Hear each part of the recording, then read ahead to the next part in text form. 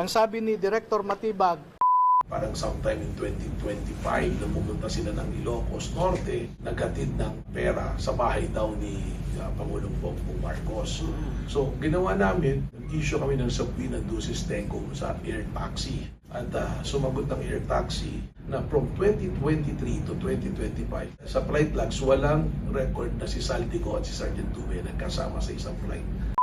kinaligtaan niya yung 2022. Bakit ba 23 to 25 lang ang sinasabi niya? Kasi 2022, nag-deliver sa Ilocos na gamit ang eroplano. So, hindi ko alam kung saan nanggagaling yung intel o impormasyon ni Director Matibag. At lahat po yan, naklaro namin kanina at sa tingin ko, nakumbinsi naman ang mga investigador. So you're saying, sir, na noong 2022, pero sigurado may flight logs po yun? Yes. Oo. Ang sinabi lang niya, 23 to 25 eh. He conveniently skipped 2022. Hindi dapat ganun ang investigador. Ang investigador, bago magbukas ng bunganga, he should first be sure of his facts.